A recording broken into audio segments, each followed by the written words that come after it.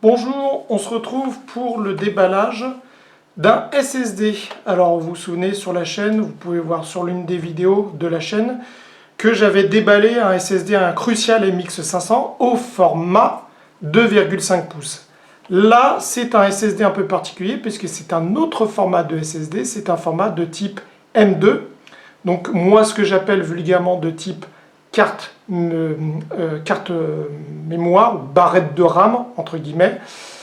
Ce format M2 c'est un format disque dur, donc SSD, au format SATA 3, enfin au transfert SATA 3 6 Gb. Donc c'est pas du NVMe qui est au format à la connectique PCI Express.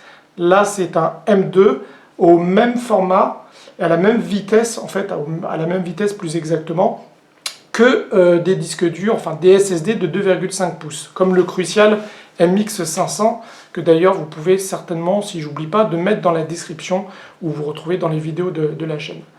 Alors, ce tout petit disque dur, donc ce SSD est de marque Transcend, donc marque qui est bien connue pour ses cartes mémoire, de 256 Go de capacité. Donc on peut retrouver ici que c'est un format M2, donc un SSD donc 430S, qu'on appelle aussi vulgairement 2240 si je ne me trompe pas. D'ailleurs c'est même peut-être marqué dessus, à voir. Il accepte les débits SATA 3 6 Gb, contrairement au NVMe qui accepte la plupart du temps du PCI Express, donc beaucoup plus rapide, et qu'il est doté d'une DRAM de cache, d'ailleurs comme la plupart des SSD. Voilà, qu'est-ce qu'on retrouve à l'arrière? À l'arrière, on trouve tout un tas de trucs. Alors, en français, pour plus d'informations, allez sur le site du fabricant. Il est garanti 5 ans, ce qui est plutôt sympa. Il y a sa référence ici que vous pouvez voir, d'accord. On retrouve la capacité et le format ici 430S. Et c'est à peu près tout ce que l'on retrouve. Donc il est au format type, moi ce que j'appelle RAM, ou carte. Il ressemble un peu à une carte Wi-Fi d'un ordinateur portable à enclencher. Donc on va voir ça. Donc pourquoi j'ai acheté ça? Tout simplement parce que j'ai un ordinateur portable qui est doté d'un SSD que j'avais mis à la place d'un disque dur classique, un SSD Crucial MX 500 en 250 Go. Et j'ai remarqué que sur cet ordinateur portable, au niveau de la carte mère, il y a une place pour mettre un autre SSD de type M2 SATA 3. Donc je me suis dit, pourquoi pas essayer. J'en ai pas réellement l'utilité, puisque ce PC portable est déjà équipé d'un SSD, même si c'est 2,5 pouces. Mais je me suis dit, autant faire un peu de geekerie. Ça vous montrera un petit peu à quoi ça correspond cet autre type de SSD ou de format de SSD. Et puis ce que je vais vous proposer, c'est qu'on va essayer de le monter ensemble dans l'ordinateur portable en question. D'accord? Et on le déballe. Hop, on peut voir que pour le déballer, on a juste à tirer. Alors si je vais y arriver avec mes gants qui ont l'avantage de ne pas laisser de... oui, j'y arrive très bien. De traces au déballage, donc qui des fois propose quelques difficultés pour déballer. Voilà, le petit carton ici. Alors le plastique est très dur, donc on ne risque pas d'écraser en cas de transport, etc. du produit, d'écraser le SSD en question, parce que c'est un petit emballage plastique dur. Et maintenant, pour l'enlever, est-ce qu'il y a un moyen? Voilà, et une petite languette, on retire tout simplement, et voilà le disque dur, le SSD au format M2, type carte de mémoire. Je le mets dans le bon sens pour qu'on regarde un petit peu ce que c'est écrit. Donc il y a la marque Transcend, les logos CE, 250 Go, la référence, tous les logos de certification FCC, etc. Ce qu'on peut voir, chose intéressante, c'est que ici, là, c'est donc la connectique. Donc on va le brancher à ce niveau-là sur la carte mère. Et que ici, vous voyez la petite encoche là, et c'est pour tout simplement le fixer avec l'aide d'une petite vis. Alors chose qui peut un peu surprendre, je regarde un petit peu en dessous, c'est que tout simplement on n'a pas la vis de fourni. Alors certaines cartes mères, vous avez déjà la vis qui est montée. Je ne me rappelle plus sur mon ordinateur portable, donc on va regarder ça. Sinon, je regarderai si j'ai une vis qui reste quelque part pour pouvoir fixer le SSD en question.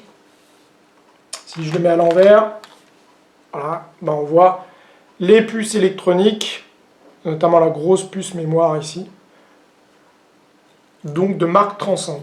Donc, on va prendre l'ordinateur portable, on va enlever son capot arrière et on va regarder où on le place. Je vais sortir un petit tournevis, je vais en profiter justement pour regarder s'il y a une vis. S'il n'y en a pas, je vais en chercher pour voir si j'en ai, ce qui n'est pas forcément garanti. Au cas où j'en aurai pas, je vous mettrai le SSD à l'intérieur, je vous montrerai comment on le place. Et puis pour le fixer, il faudra que j'en achète ou que j'en trouve quelque part. A tout de suite.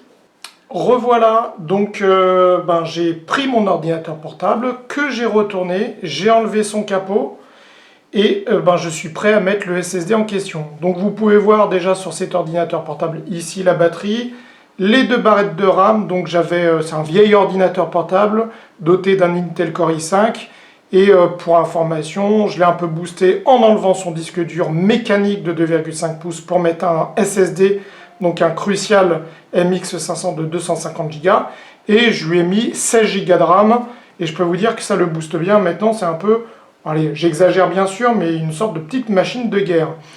Donc pour le délire, je veux lui mettre un deuxième SSD, donc ce SSD là, donc au format M2. Donc on peut voir la différence de taille entre ce SSD là, qui est de 256 Go, et le Crucial au format 2,5 pouces, qui est vraiment gigantesque à côté, qui est pourtant une capacité qui est la même à quelques gigas près. Alors où je dois mettre ce SSD ? Je dois le mettre ici, c'est marqué en gros, enfin en tout cas sur cet ordinateur portable c'est marqué en gros. On peut voir que l'emplacement pour un SSD au format M2, il se trouve ici, c'est marqué. Je vais le prendre, je vais vous montrer un peu plus, en vous le rapprochant un peu plus, voilà, vous voyez, donc il y a marqué SSD ici. Là on peut voir le connecteur ici, voilà, au format broche. Donc on va mettre le SSD là, on va le pousser, et regardez ici, qu'est-ce que vous avez? Vous avez un pas de vis, et c'est là où on va mettre la vis pour pouvoir fixer le SSD. Alors vous voyez une petite chose, vous êtes en train de me dire, oui, mais justement il n'y a pas de vis. Et oui, parce que là il n'y a pas de vis, mais il n'y a pas de vis. Donc comment je vais brancher? En fait, comme le SSD en plus, lui, n'est pas livré avec de vis, comment je vais faire? Je vous avoue qu'avant de reprendre la vidéo, je me suis dit, faut que je regarde si j'ai des vis. J'ai commencé à regarder si j'avais des vis qui pouvaient correspondre. A priori, j'en avais pas, mais j'ai trouvé la solution sur l'ordinateur portable en lui-même. Et la solution, elle est là. Regardez, cette vis-là, c'est exactement la même que cette vis-là. D'accord? Et cette vis-là, elle n'est pas utilisée ici. Elle est juste mise à l'intérieur, parce qu'on peut brancher autre chose ici sur cette connectique-là. Tout simplement, je vais prendre cette vis-là et je vais l'utiliser pour mettre le SSD ici. Voilà, c'est exactement ce que je vais faire. On prend le SSD qui est ici. Voilà. Regardez, je le mets ici. Je l'enfonce. Voilà, là il est enfoncé. Il est, vous avez pu voir, mis de cette façon-là. Donc là, il est bien enclenché, bien enfoncé au niveau de sa connectique. Là, il dépasse complètement, ce qui est tout à fait normal. C'est un peu la même façon que pour les barrettes de RAM. J'enlève la vis qui est à côté, avec mon tournevis aimanté. La vis, elle est là. Je pose ici. J'appuie tout simplement là, ici. On voit que ça correspond tout à fait. Et je mets la vis. Hop. Alors, je vais la prendre. Je la prends avec l'aimanté.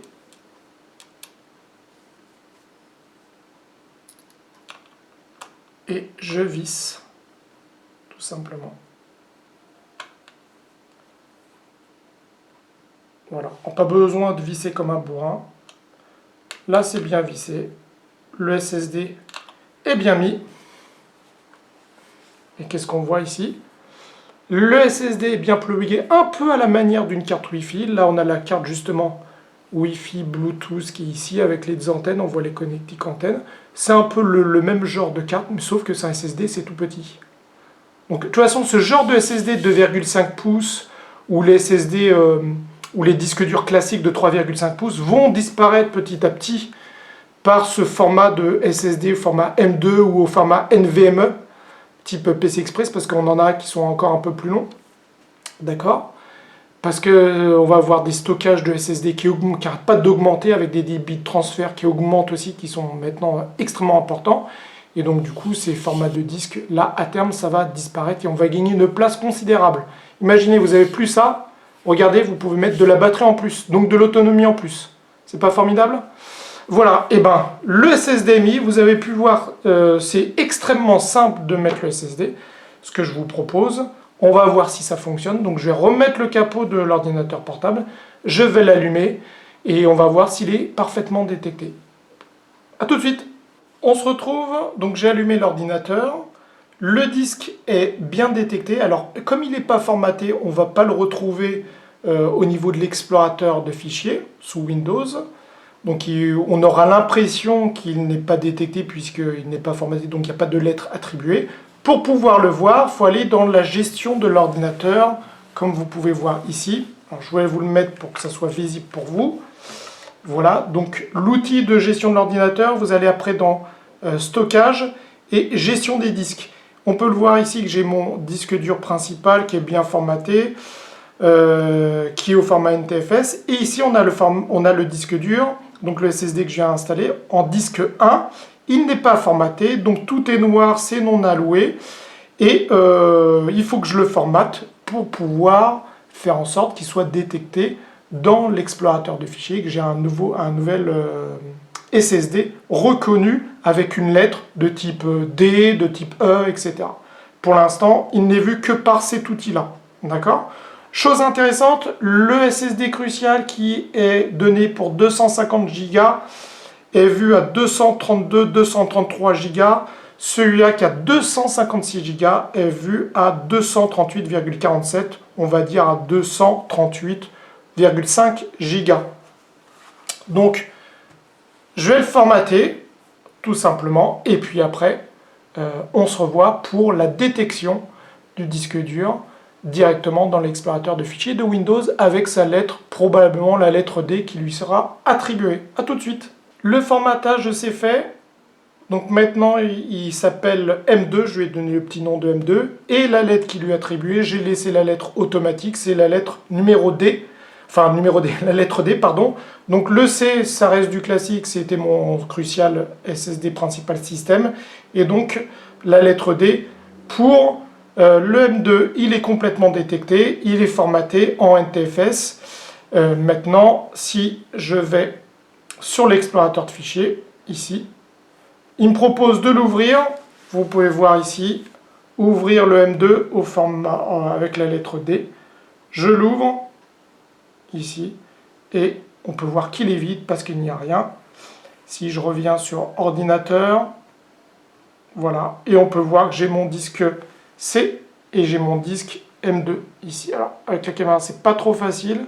Voilà, vous voyez, ici le M2, qui a 238 Go de lib, et alors que le Crucial a 232 Go de capacité totale.